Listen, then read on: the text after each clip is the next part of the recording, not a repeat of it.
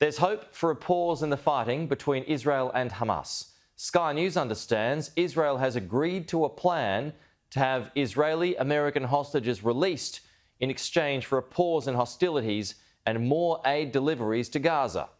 The proposal is being put to Hamas, but the architect of the deal, Qatar's Prime Minister, has warned any retaliation for the strike which killed 3 US troops in Jordan will not only impact the deal, but also regional security. Alistair Bunkle reports from Jerusalem. Well, I think the signs are good, and we have been up this hill and down again a few times over recent months, and you do start to learn the language, if you like, of the diplomacy. And I have to say, the language this time sounds much more positive than anything we've heard over recent weeks, certainly anything we've heard since the last hostage deal. Having said that, I think people are being rather cautious because there are still some hurdles to overcome. The deal has been put to Hamas, we understand today.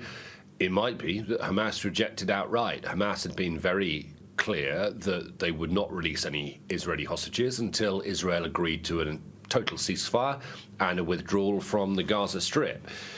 But the mediation, the negotiation, which I suspect will have involved Hamas along the way, has sought to try and find a middle ground between Israel and Hamas.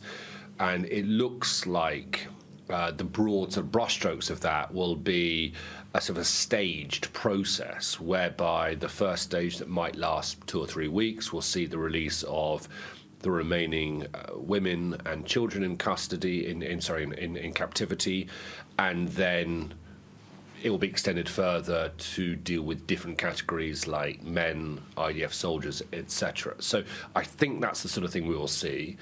Hamas need to be on board with it, but not just Hamas. The Israeli government needs to be on board with it as well. And I think if it has reached this kind of stage, it would seem to me as though the war cabinet is in agreement, but that's just 5 men.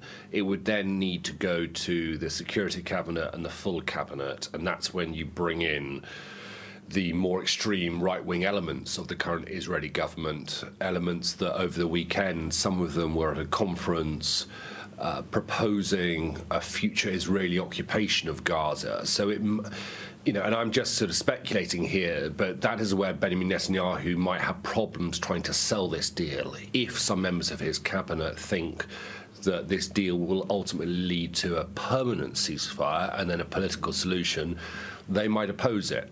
The point I'm trying to make is that whilst the talks in Paris and now Washington and elsewhere have been positive and constructive, there is further to go.